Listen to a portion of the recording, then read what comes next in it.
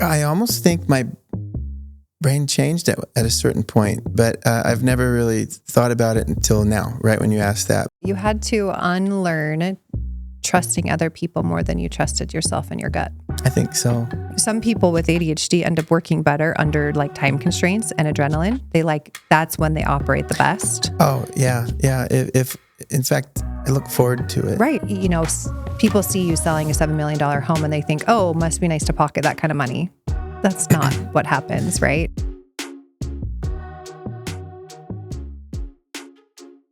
Welcome back to How We Do. I am your host, Meg Carlisle. Today's guest builds $1 million dream homes. But what makes his story powerful isn't just what he creates, it's how he creates it. Nate Schaefer is the founder of Strata Homes in Southern Utah, and his latest $7 million custom parade home turned heads across the states. But behind the beauty is a story of creativity, chaos, leadership, and learning to work with a fast-moving brain. Like so many entrepreneurs, Nate lives with ADHD, something that is wildly common and rarely talked about with honesty. This episode isn't about ADHD, but it is a part of the journey because for a lot of us, the very thing that makes us brilliant also makes us a little more complicated. If you've ever felt like your brain was your superpower and also your struggle, or like you're full of ideas but fighting to stay on track, this one's going to hit deep. Let's get into it. Thank you so much for being here today. We're so excited to have you, Nate. You're just an incredible person. We know each other personally, but I'm so excited for people to get to learn from you personally, but as also in business. Let's dive right in. Okay. Are you ready? Let's do it. Okay.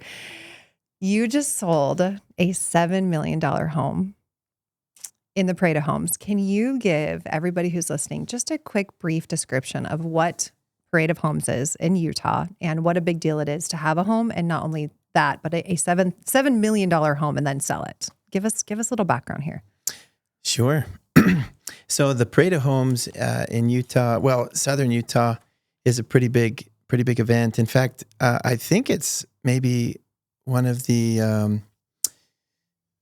the most heavily attended Parade of Homes in the country. Wow. It maybe the most heavily attended.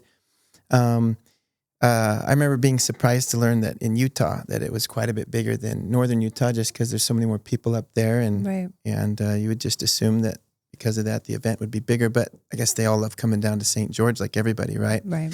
And so the Parade of Homes is a big deal. They have it grows every year as well, it seems, and there was I think 32 homes in it this last year. It used to be probably closer to 26 or something, and probably next year it'll be 34, right? But basically, each builder puts on display. They enter to be part of it, and they put on display the best that they have to offer. They want to design something amazing and kind of show what their capabilities are. It's a great tool to be able to sell as well, because it's so heavily marketed, and they get such a good showing that if you can deliver a good product, there's a good chance that you'll sell it well also. Right. And so anyway, that's what we did. And our company is Strata Homes. Right. And we had a good time. There's a lot that goes into that, right?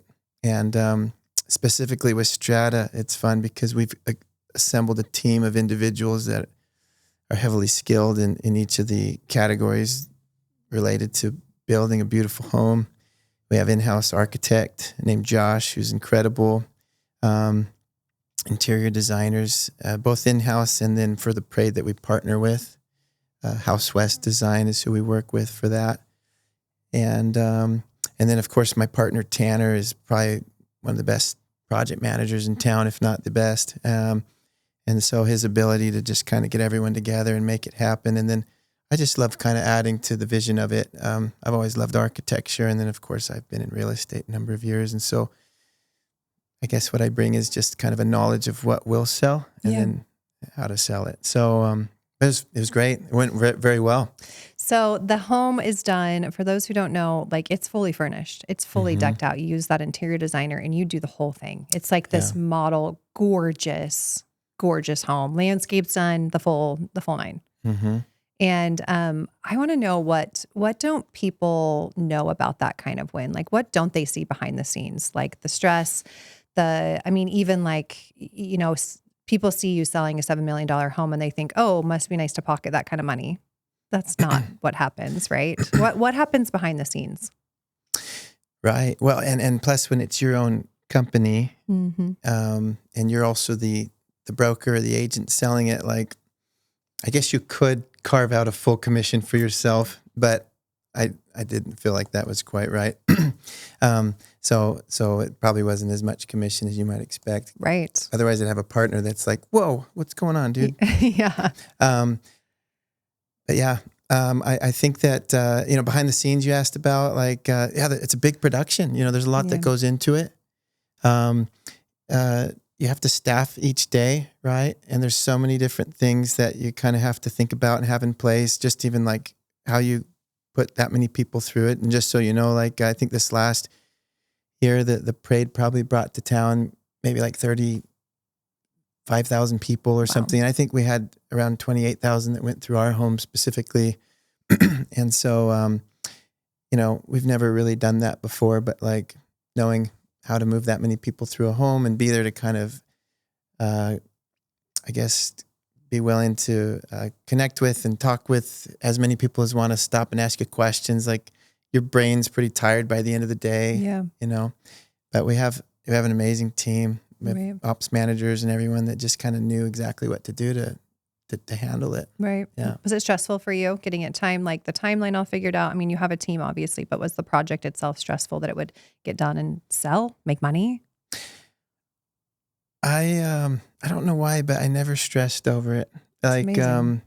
I guess I knew that what we had put together, people were going to love. Yeah. Yeah. And I think I would have stressed if I had unknowns, Yes. and if I was doing something that, I just was in an area that I was uncomfortable with, Right. or that I didn't understand well enough, then I think I would have been worried or had some anxieties.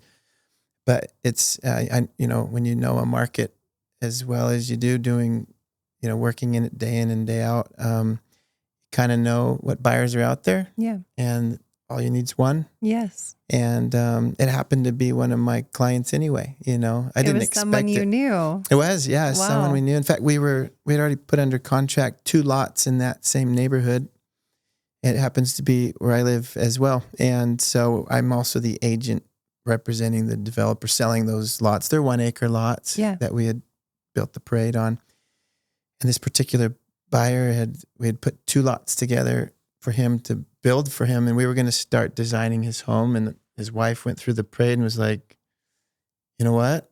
Like, it's everything she wants. Like, does it make sense to really go through the process of building if it's sitting right there? It's like, I guess not. Let's do it. So wow. Yeah. Did they end up knowing that it came fully furnished? Did they know that portion of it?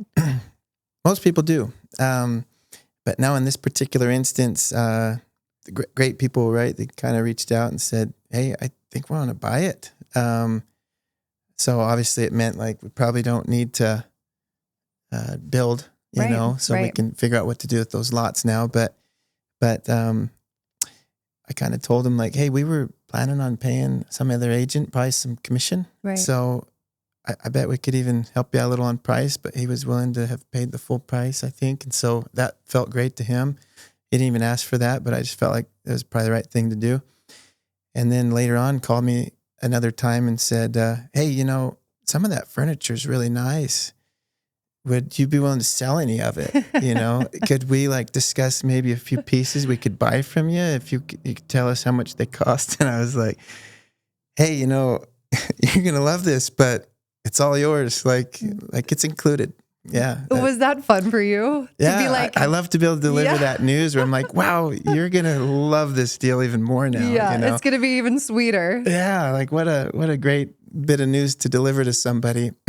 Now, I guess I could have been like, oh, yeah, right. that'll be, An additional. I'll get you a list and some prizes. Right. But again, I like delivering good news. So That, and he's going to be your neighbor. So yes, and he's a good friend. And now even better, right? Because he thinks I gave him a bunch of free furniture. Right. Yeah. He's going to be dropping off treats on your doorstep all the time, you know? I'm watching for that. Yeah. Okay. So I want to go back to like young Nate and kind of get a feel for like how your brain operates. And then we'll back into who you are today and kind of how you've built what you've built. Yeah. Talk to me about early like school years and just like, were you a creative person? Were you a person that did their work great? How did your early years in school kind of go for you? Yeah. I almost think my brain changed at a certain point, but I've never really thought about it until now, right when you asked that. But I can think back to like my elementary years. And for most of my elementary years, I was well ahead of my class. Yeah. And things just clicked a little easier as far as, math and other things like that. Yeah. And so my grades were always just kind of easy A's, it felt like. Yeah. And but I get in trouble a lot. Yeah. I think I had a hard time not wanting to talk and joke and, Interact. and maybe I had a hard time paying attention, and I didn't mean to upset my teacher, but I can remember many occasions when I did. I remember being kind of competitive though. Like I wanted to always do the best. Yeah. But I don't know why. I think my brothers were always competitive with me. And so probably it came from that. Yeah. We'd play basketball and other things out front, and it was always a fight, right? Yeah. But as far as creativity goes, early on, like I showed a lot of interest in music and learned to play piano and loved it. Remember I got mononucleosis when I was in like third grade. And prior to that, I had no interest in, I think I'd tried to draw and stuff and it wasn't any good. Yeah. But then for some reason, like that slowed me down and I had to like go home every day from school after a couple hours and just kind of sit in bed. It's super boring, but it was like, my mom took it really seriously and she was like, hey, if you have mono, like you're supposed to come home and just rest. And do nothing. Yeah. And so I like, this is horrible, but maybe slightly better than sitting in a desk at school. Yeah. And so for a number of months, I had to go home early from school and just rest. And so I started drawing and I learned that I was actually really good at art too, but it was all of a sudden is like I had time. So I slowed down and really went slow and I found that I could pretty much draw what I wanted to. Wow. But what did you mean that your brain changed? What did you mean? Well, I just feel like, around that same time as I'm thinking back, I realized that like I became good at things like art that I hadn't been good at before. Right. But at that same time, like I feel like it started being more difficult to in later grades to like my class caught up to me and passed me. I felt like with their ability to like comprehend like academics. Yeah. And I found it harder to comprehend what I was being taught as I got older in school to the point where I think I thought like I had to kind of retrain myself to think like, hey, like you always thought, you were very intelligent. Maybe stop thinking that because maybe you're not, and it's okay. But it's a struggle to get good grades now, and I couldn't figure out what changed, but I just knew that I had a hard time like taking the information from the teacher in the class and like remembering it or hearing it or understanding it. And even like reading, I would try to read and I'm like, dude, you got to read that again. Like, you're not getting this. And then I'd read it again. And while I'm reading it, I'm like, okay, like, now concentrate. Yeah. Now do it again. Yeah. And it's like, hey, quit telling yourself to concentrate. Now you can't pay attention to what you're reading. Truly. So, yeah. Just back and forth. Yeah. Did you talk to your parents about it? Did you end up getting help with it? No, because I didn't know that it wasn't normal. Right. I just thought that was me. Yeah. And I'd never even heard what ADHD was. Right. Until my wife was like, hey, you should probably go and like just ask somebody if if you have ADHD. I was talking to a friend and it kind of sounds like you. I'm like, Yeah. all right. I mean, I don't know what good it does at this stage to like Right. know that I have something that has a name, but I'll go find out. And of course, it took 2 seconds for the person like administering the test to be like, oh yeah, you do. And then everyone was like, yeah, Nate. I like tell a few friends like, Like, oh, of I learned course. I have this. They're like, yeah, I'm like, oh, okay. So what did learning that later in life like do for your younger self? Were you like, oh, or was it just like, I don't know, I guess this is just, me. You mean like later in life Yeah, learning yeah, about you it? learned, you like they put a label on it, right? And you're like, Yeah, they put a label okay, on it. yeah. And then did you end up thinking back like later in life, earlier in life with school and stuff? You're like, oh, I can see why now. It became harder for me, or these things worked and these things didn't. Yeah, I mean, I took some time, not much time, but I found a little time to like, maybe I listened to like an audiobook, Right. because reading is still a struggle, right? But like, on what ADHD is, or my wife Kim would kind of teach me some stuff she was learning, because she's the type that she's like would dive into it and learn all about it and how to be like a supportive spouse to someone that struggles with it, because she's just always so good at like self-improvement. And anyway, so then I'd read a little bit, or I'd hear something from her and I'd be like, oh yeah, that's me. That And would be me. and that's why, at each stage of life, I probably struggled with a few things that relate to that. Right. So after high school, what happened after that? How did you get into your career and where you're at today? Yeah, I mean, high school, I always, had big ambitions of wanting to go to my school of choice and do certain things, right? And of course, I didn't make it into my school of choice because my grades were just okay, Right. And Was that hard? Was that Yeah. frustration? yeah, it was, because I think I've always like kind of wanted to push myself to accomplish things. And if I told myself, I want to be able to attend a school when I'm older or whatever it was, when it started to sink in that it wasn't going to happen, I remember being down about it, disappointed, yeah. Yeah. And I kind of probably got used to disappointing myself a little bit too, Yeah, right. over those period of years where I was probably trying to understand a little bit Like more who you were. about me. Mhm. Yeah. Sorry to interrupt you. Kids nowadays in school that are kind of feeling that same way, right? That are in this space of like, well, I'm good at some things, but other things are a real struggle. I don't know why, I'm or having a hard thing, and could possibly align with like an ADHD thing. What do you have to say to them? What do you have, any thoughts you have that you wish your younger self maybe even heard during that time when you're going into school and you're struggling a bit and you're, disappointing yourself? Yeah. Yeah, I think for sure. Because like I think I mentioned, like as I thought back on young Nate, there was many days where, Nate'd be sent to like the corner of the room. Yeah. It's like, hey, that was your third warning, buddy. Like, Pay attention. Go sit over there. Yeah. And that doesn't feel good for a kid. Right. Especially because most kids, they're good kids. They're not trying to go to the corner. Right. And I remembered like when that sort of thing would happen, and even now, like I'm still probably pretty critical of myself, but like, yeah, you're mad at yourself. You're like, what's wrong with me? Why didn't I just sit there, keep my hands to myself, or whatever it was? And Yeah, so it happened again. Yeah.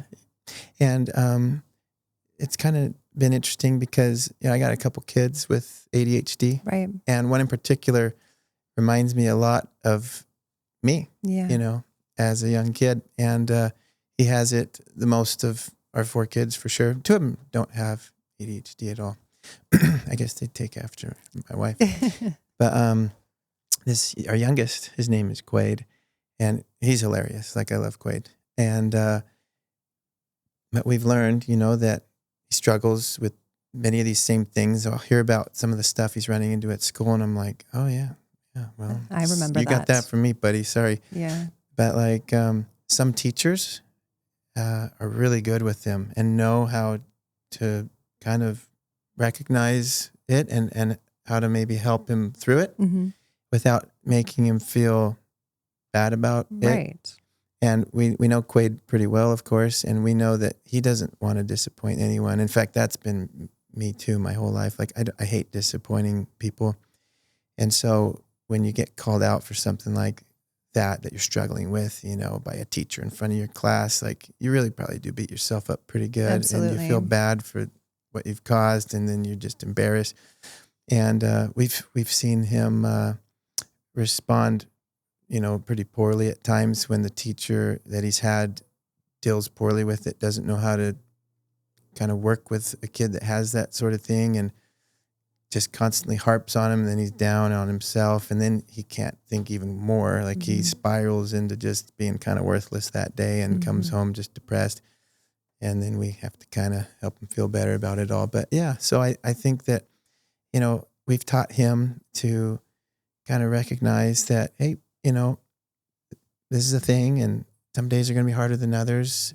You don't need to beat yourself up, and maybe help your teacher understand if you're having a day that you're just having a hard time. And we've talked to the teachers about like maybe he can go on like a walk for just a minute and just get some energy out or whatever. Maybe he can stand at his desk for a little bit and just kind of, get that out of him, and maybe then he can calm down and focus a little bit better. Right. Because he's also extremely smart. Like some teachers have been like, Quade doesn't pay attention at all. For a period of time, and then they'll send out an assessment that everyone gets, and his are by far the highest numbers of anyone they've ever seen. Right. They're like, wait, this kid doesn't pay attention, and yet he just literally,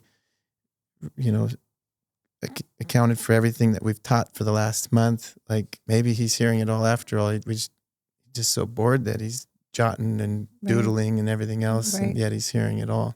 And I think sometimes that's what actually helps them get through more and focus more, is when they can move their body, move their hands, do the other things. And when teachers understand that, it becomes a little easier. Yeah. And he's had some great teachers that have, and he's excelled, and they've loved him too, because they get it, and they realize that he's not trying to, be disrespectful to them. And once they kind of realize that and they get to know what his needs truly are, they love him, and he loves them. Have you ever seen ADHD as like a superpower? I never knew what it was. Yeah. Till a few years ago. Yeah. Even with Quade and with yourself. Like, do you look at it in a different light now, even with Quade, and think like there is a way your brain operates, right? And some people could view that as like, well, they don't do this, but they do this really well, right? Like there is, it could become this superpower. Well, things that I've read have kind of alluded to that, right? That it can be a superpower. And I don't know if there's some people that have different versions of ADHD that never allow it to become any sort of superpower in the categories they'd like it to. And I've never really thought of it that way, but people have told me that. Yeah. And I'm not always very good at assessing myself either. Like I usually learn more about myself from others than from your wife. Probably from my wife. Yeah, she's good at telling me who I am. Yeah. Yep. And who I'm not. Yep, exactly. But yeah, no, they're definitely it's been pointed out to me some of the things that that I'm good at. Yeah. That aren't normal. Right. Right. But to me, it feels normal. Yeah. I guess some of those things are like I enjoy kind of having lots of things going and finding ways to kind of address each of them, keep them kind of in the air. All the balls in the air. Yeah. And it doesn't stress me out. In fact, I probably get more stressed when they're not. Like I get stressed when there's not much going on. I'm like, I don't know, like I need one more thing, which probably drives some people crazy, and I don't want them to be driven crazy. So then I'll notice that they're being driven crazy, and I want to talk to them about it, make sure everything's okay. But yeah, so that's, I guess, a thing. And then I think I maybe developed skills with people. Yeah. I don't know if that's related to it at all. Yeah. But, I definitely am aware of others' feelings, and I want everyone to be taken care of. Yeah. And so because you have so many things you're trying to do at once, I guess you have many chances and opportunities to make sure everyone it's touched by those different things you have going on, that they're all happy, even though they're all interacting with those moving parts in different ways. So you get good at kind of orchestrating that, I guess. And then the other thing is like, I'll know when I have something I have to prepare for. Yeah. You know, Was this something you had to prepare for? I was supposed to. I've known about it. Yeah. You told me, hey, Nate, would you mind coming on here? I don't know, what's it been? A couple weeks? Yeah, like 3 or 4 weeks ago. See, 3 or 4 weeks. And 1 a.m. last night, I get an email. Yeah. Where are the note? Did you send over any questions or notes? Yeah, I was like, hey, was there like anything you wanted to talk about? And you're like, yeah, here's the email I sent 3 or 4 weeks ago. I'm like, oh, yeah, you're right, you did. But you do go under pressure, right? Like it's like you can prepare in that, and I think that to your point, I do think that actually is a superpower. Is some people with ADHD end up working better under like time constraints and adrenaline. That's when they operate the best. Oh yeah. If in fact, I look forward to it. Right. Some of my favorite times are when I'll put myself in a position where it's got to all get done in like down to the clock a night, and everyone goes to bed, mm-hmm. and it's quiet. It's the Nate show. And then I can just go to this place where the pressure's there to just perform, and my brain will rise to the occasion, and probably even gets a little bit of a dopamine hit from it, to be honest. Yeah. And so if I'm being honest as to when I prepared, like I have this here, right? Right. And I had printed out today, what you sent me 3 weeks ago, and I carried it with me throughout the day. But I had a lot going on today. Yep, as you do. And so when I pulled up here, Ryan might have seen me out front for a few minutes as I looked at this and wrote down a few thoughts at 4:55. And I think, and I haven't looked at them yet. I'm holding them. It's perfect. I think that could be viewed as a superpower, right? I think other people, maybe people who don't understand your brain or understand how it operates, might think like, oh my gosh, she's a procrastinator.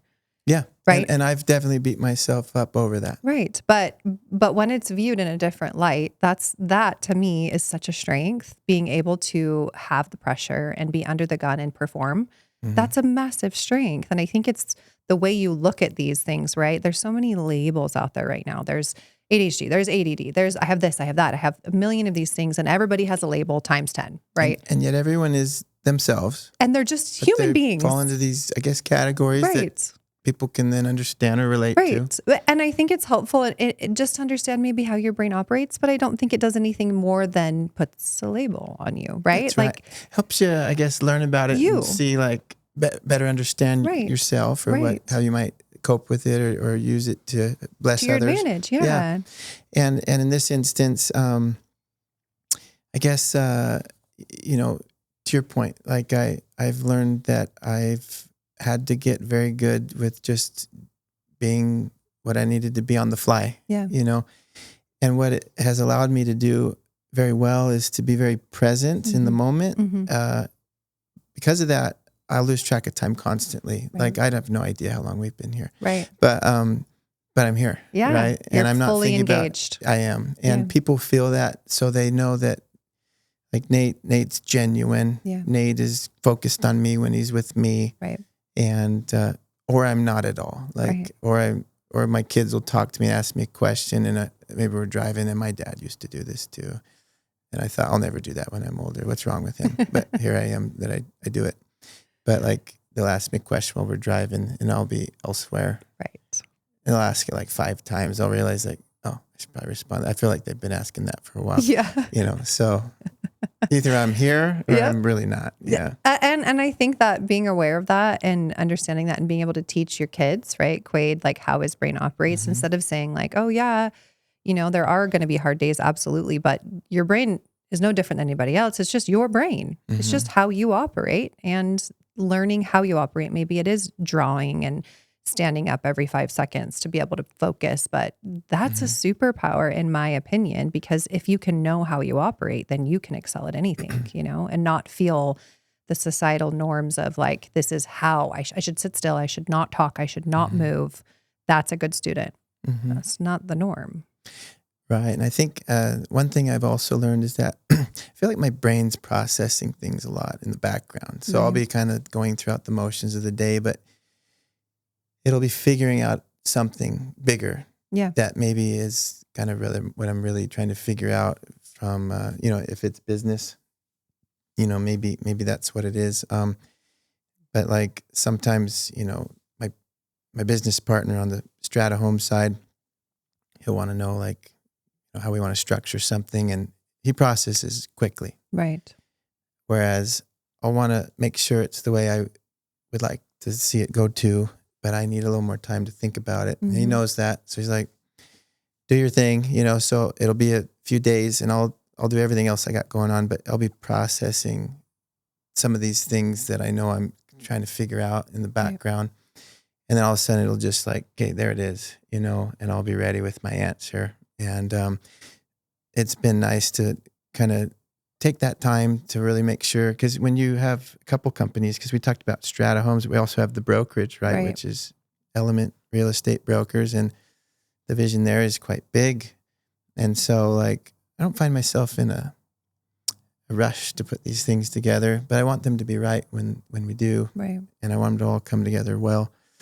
And I found that, it's helpful that I can just kind of do that in my own time and then have it kind of figured out and be able to say like, this is the structure I think that works, or this is how we want to brand this or whatever. And you process in your own time and own way. Yeah. And then I try not to rush myself. Yeah. Because I need to kind of think about, like, look around me and see, like, if we did it this way, how would this react or how would that react to it? And to make sure that it's right. Right. And then people can relate to the brand or whatever it is that we're doing, or the customer experience. And then it starts to develop a life of its own, and it goes, So I don't know. Maybe that's just me, but that's something I do. I think it's great. So you've found your niche. You found your place. Was that hard to do? Was there a lot of kind of like trying this, trying that? Was there a lot of trial and error to find like, this is what I am good at and this is what I'm going to pursue? How did that happen? Yeah. Yeah. Like if you think about someone like Quade, your son, who's going to go down this road, everybody does. They find, what am I good at? What am I going to do? And you have, ADHD, you don't know you do, but you can hyperfixate on certain things and kill it. Just kill it at certain things. And other things you may not have good follow through with, and they don't keep your attention, How did you get to that point? Yeah. I mean, I think that, over time people are understanding these things better. Certainly I do now. My wife does. If my parents had, they probably could have saved me a lot of years of pain of just saying like, here's what you're going to be bad at. If you care to go learn it for yourself, go for it. But if you want to just jump right into things you'll enjoy and be good at it, here they are, and like, I feel like I could do that for Quade now, or at least like help him along the way. But for me, it was a process, trial and error. Yeah. I mean, when I graduated from high school, I went on a 2-year mission for a church, and I found that I was very good at connecting with people, teaching them a message and with conviction and relating to them and seeing lots of success from that. Coming home, going to school went fine again, but not great. And I dabbled, right? Got into architecture, and my teacher said, you're going to be horrible at this. You should do something else. So I believed him. And one semester later, I got out, and which, by the way, he was wrong. Like, we're building some of the prettiest homes in the country. But then we went into pre-dental. Yeah. Horrible for Nate. Right. Like, not a good fit. Like I did good at inorganic chemistry, but organic was a nightmare. So if it's numbers based, I'm good. If it's read a book, forget it. Yep. And then on to business, and that was good. Yeah. Because it's like, it's general, figure it out later. Just graduate in business. You like business. Which business? Who knows? Right. Got into some construction management type stuff, which was fine. Tried sales, tried real estate. Did bad at all of it. Went and did like a summer sale thing. Yeah. People were like, oh, you're so relatable. You're going to kill it. Yeah. Horrible. I was like the worst out of the group. And I think it was because like, I'm good if I really believe in what conviction. I'm selling. Yeah. Yes. And I haven't had a security system installed in my house to this day, Yeah. and so to be Zero conviction there. no, I'm like, I'm going to tell you should do something I'll never do. And they could read right through that. But as soon as and so I was convinced that sales, I thought I'd be good at it. I'm not. That's too bad because I feel like I'd enjoy it. Yeah. So I went into construction management, working on like the strip casinos, in Vegas, like some of the biggest projects. And I had to work so hard to I was a project engineer. And because I worked so hard, I did okay. Yeah. But I outworked everybody. I was there twice as many hours as everybody because during the day there's too much noise. So I had to stay late to get my work done when it was quiet. Right. And I was just like, man, why is everyone else able to do this During the day. with less effort? Yeah. But I was good at it. And as the economy slowed down, I kept that job longer than most of them. And then I quit and I finally tried sales again. This time it was a sale that had like 10,000 products. And all I had to do was get good at connecting with the client, building a relationship, learning what their needs were, and then seeing which of the products I had would be the good fit and just treating them honestly the whole time. And I learned that people liked me, that I'd opened more doors than anyone, that people hadn't been able to open ever. And I could get our company into places that they could never get business. And I'm like, started to realize, hey, I'm actually pretty good at this. I wonder why it didn't work before, And then I told you I tried real estate once before, but bad economy, is a recession, and I didn't know anyone in Las Vegas. And there was a few reasons why it wasn't the right fit, but I did like 0 sales that year and I let my license go. Fast forward to after learning how to be more of a consultative seller and learning how to ask the right questions and get to know people's needs and wants. Then I got into real estate again. It's like 2016. Yeah. This time it was different, it was easy. I didn't have to think about it. I just started helping people do what they needed, and I was very good at it. Moved to St. George at that time, and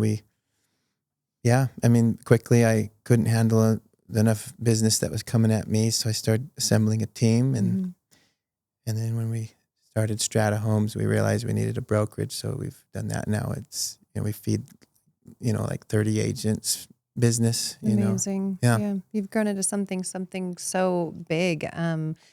The failures along the way, everybody has to go through, these failures, right? In order to figure out where they fit best. They don't feel good.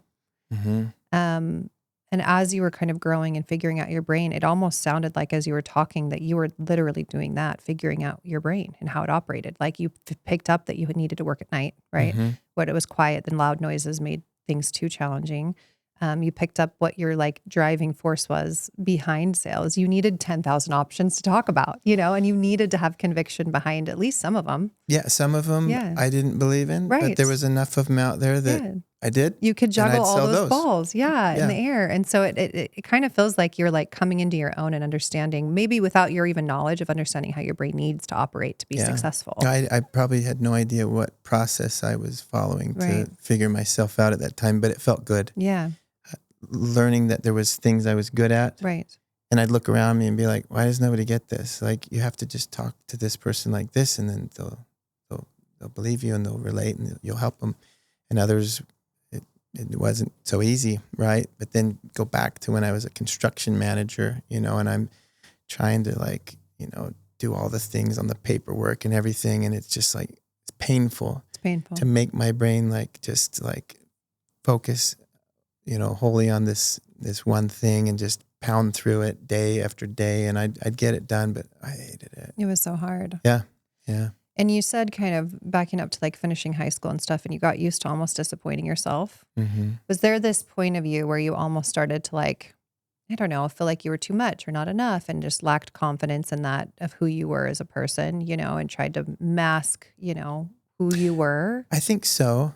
When I think back to that age, I think it's a tough age. It's a tough age anyway, right? Like confidence is a hard thing in general. It is. And even, now I'll work with youth, in the church and other areas, or my kids, I'll watch them and their different ages and stages they're going through, and I'll see it but for the girls, kind of like the 11, 12, 13 for the boys. It's kind of like the 13, 14, 15, and they're trying to grow under their skin, and they're super insecure, and they don't feel good about themselves all the time, and because of it, they're kind of lashing out a little or saying things to people that make them feel sad about themselves, and then it's just this back and forth spiral. But yeah, as I look back, I know I struggled during that time for sure. Trying to just like figure out why things were difficult at times, and not being so hard on myself. But yeah, I think it's a part of the process too, right? To give yourself credit for that. So many people will listen to this and identify with how you're feeling, and identify like, yeah, that's me. That's how I feel. I'm looking at my husband over here, and he's raising his hand. This is how he's feeling as well. And it resonates. I sure love your husband, He's by the way. best. Ryan's the best. It resonates so much with people, and especially for those who don't take a lot of time to like think about like, why do I do this, and it makes them feel less alone. I think so. But the struggle, the good, where you're at now doesn't come without the struggle and the pain and the really digging deep and trying to find out what works and not giving up on yourself. Is there any other thoughts you have for people kind of in that headspace that's like, I'm in the trenches of a construction job. I'm working nights because it's the only time I can get work done. And the life sucks right now. Is there anything you would say to them to kind of help them through that phase like you got through? Well, and I'm still learning things about myself now, right? And even now, like, even though like monetarily, like things are going well with the businesses and everything, but maybe the struggle now is like balance. Yes. So there's always things, right, Always. that we can be working on, and maybe there's someone out there that I'll listen to that I'll relate to and be like, oh, how do I get out of this? Right? Don't have balance, or that I want to put time into things that are very important, and it's not just work, right? And I'm hoping to do that. I'm trying to do that every day, right? But to talk to that person that feels that way, yeah, like I've thought back on the guy that's sitting at the desk at night, like just being like, man, there's this mountain of paperwork, and and this is I don't love what I'm doing right now, and how do you get out of this, because I remember having the thought, like, I have no idea how somebody could ever like make any more than I'm making now. I'm working so hard, and yet like I can't keep up with what I have. This is probably as far as I go, and not understanding how it ever turns into, getting ahead, because I don't know. In Vegas, I felt like it was kind of that way in general. A little bit of a rat race. Yes. And everyone is kind of just trying to get by. And I think it can be that way a little bit in bigger cities and maybe everywhere, right? When you're in that position. But I guess if I could say that, if you can like kind of give yourself, first of all, I think you need to, not be harsh to yourself and critical of yourself, right? Give yourself grace. Yeah, and maybe it does take a little bit of a process to learn, who you are and what you're good at, and I think you need to make time to do it. Yes. And that I think that if I almost probably never got out of that if I hadn't like taken a chance and kind of moved into the sales role one more time and realized what I was truly good at. If I had just stayed in that position and grinded, with project engineering, project management, and keep in mind, like they were great jobs. They were great projects we were on. Some of the most complex buildings getting built in the world, right? And it was overwhelming to my brain. And if I had just continued to just grind and like show up day in and day out doing those same things, I would have gotten better at them, but I never would have excelled. Right. You never would have felt like fulfilled, like you're reaching your potential. I never would have known. True. What I would have been good at actually, right? But the fact that I made a change, I think sometimes you just need to like take a chance and change your environment and be willing to see if you are better at something else rather than force yourself to stick with something that is not going well. Right. And trust that, that in yourself that it can work out better, and be willing to try something new, to learn and to push yourself, in an uncomfortable spot. I think if I never had done that, I'd be still doing the same thing. Right. Took a chance on yourself, and you took a chance in like trying again, right? Mm-hmm. With a different mentality and a different way of looking at it, Mm-hmm. and betting on yourself again and again and again, right? You Over, continued to try yeah. and bet on yourself. And what's interesting is like, going back to that 14, 15-year-old kid, right? Who at that stage, and most of them do, like their confidence is pretty low, Right. Not all of them, but for me it was. And then again, at different stages where I'm struggling, with, probably my brain or whatever it is. And then the confidence again, low, like of just like ever being successful at what I would enjoy doing. But to look, now, when you really understand kind of your strengths and how to utilize them, your confidence is just naturally high now, Mm-hmm. right? You really do believe in what you can do to bless others, and you believe in what your abilities are. You also know what you're not good at. Yeah. If I'm asked to do something I know I'm not good at, I will have extremely low confidence in that. Yeah. But I know it, and Yeah. I'll say it, and I'll have confidence in knowing that I'm bad at it. Yeah. Yeah. That's incredible. I mean, I love what you said too earlier, that now you've reached this like pinnacle of your career, right? You've opened Strata, Element, the brokerage. You guys are killing it in St. George. The homes you're building are insane. They're so gorgeous. And that's got to feel good, right? Feels great. Feels great. And it's fun. Like we enjoy it. And I think we're always trying to use it in a way that we do good business. For people, we try to take care of them. We try to be very fair. We're never going to intentionally make a home run. Even the example we talked about, right? Could I have said that the furniture's for sale? Yeah. Sure. You could have taken a bigger brokerage fee. I mean, there's so many ways you could always look out for number one. You can. But our philosophy is that you just take care of people, and it'll always come back to bless you. And so you just do the base hits, and you grow. And honestly, like it's more enjoyable anyway. Right. Because we're enjoying the process of kind of watching these companies develop more than, the money being made. Could we make more at any step? Yeah, we could. But that's not why we're doing it. Right. Yeah. It's fun to enjoy creating things and to see others enjoy it too. Did you ever think as a young kid that you would be in the place you're at now? Did you envision this? No, of course not. Not at all. No. It's incredible. It's incredible to see like the growth and learning how understanding just your brain and how it ticks. And even if you didn't know you were intentionally doing it, right? You were taking these mental notes of what I'm good at, what I'm not, how it's transitioned into you believing in yourself and creating something so amazing. I think it's inspiring for a lot of people because there's so many people out there who are in jobs that they're maybe not happy at or not fulfilling. And they're in places where they're like, I'm not like this guy. And I think that's their strength is if they can lean into who they are as a person, they'll get to have this fulfilling career like you've had. Oh, I'll watch for people that have ADHD, and I'll see it right away.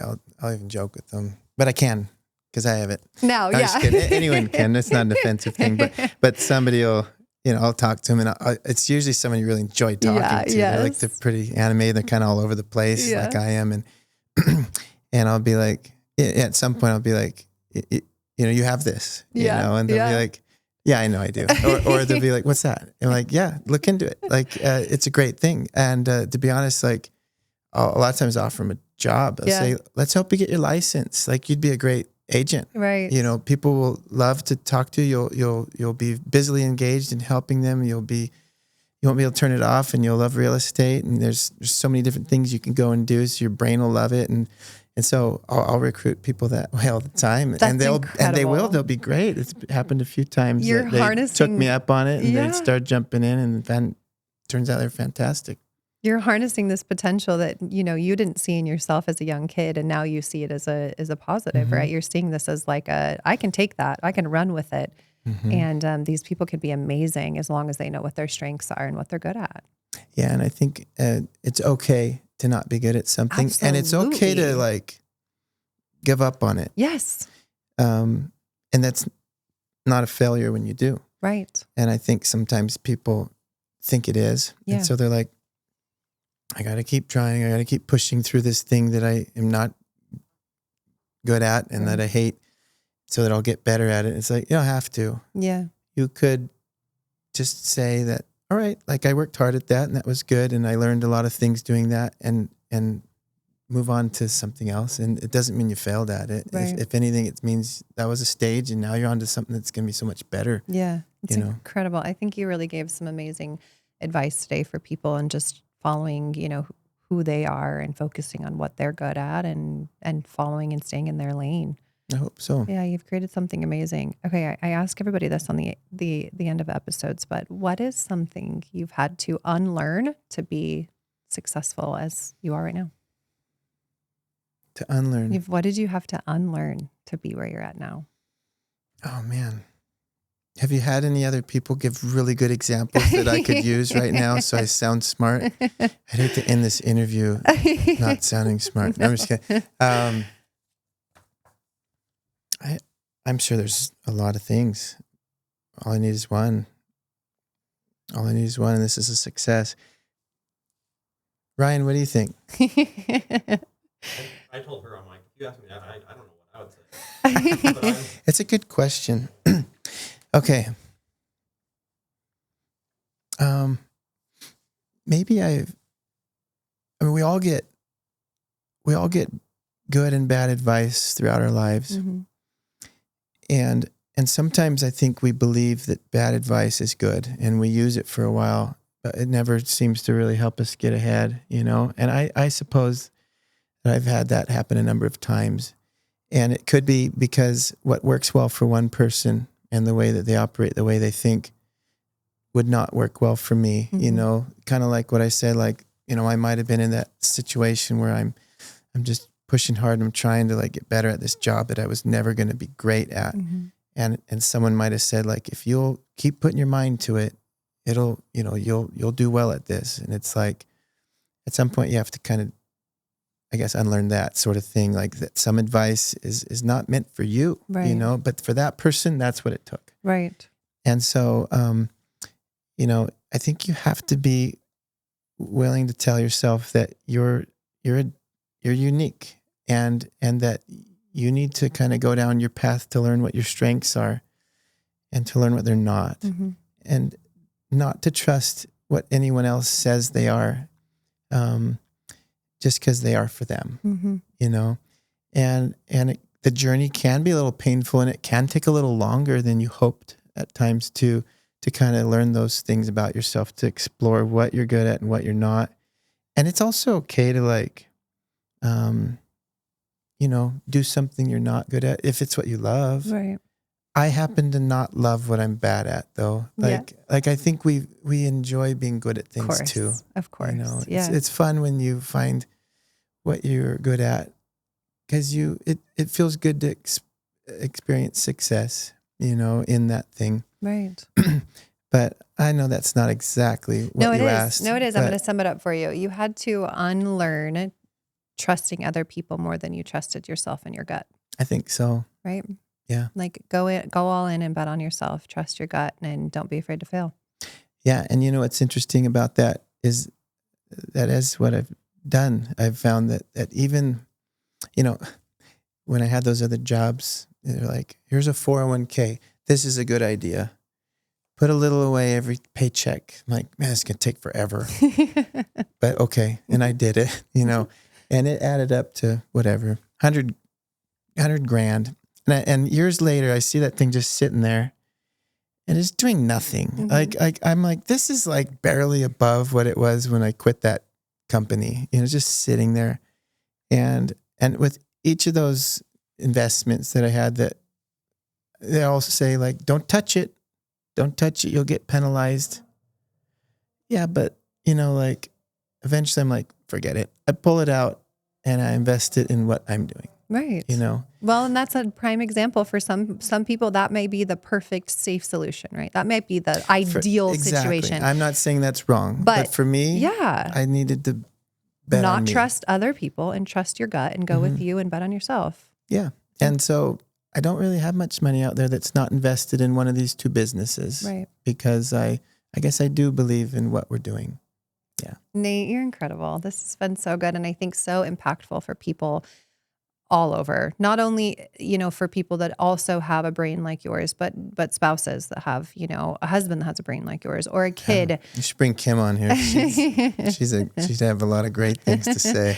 Thank you so much for being here today. Thank you for just being vulnerable and opening up and just sharing kind of how your brain works. It's incredible to see a journey of someone who, struggled in school a bit and then found his way to what you are now. For people who want to know more about you, who want to connect, who want to have a house by you, built by you, how can they find you? Sure. Yeah. Strata Homes is at builtbystrata.com. Also, we have a fun Instagram account. Tanner does a great job with all of that. He's got a great marketing mind, and we have a lot of fun. So we've developed a little following there. That's been fun to show off and showcase those homes. And then Element Real Estate Brokers is the brokerage. And tell the Instagram one more time. What is the Instagram?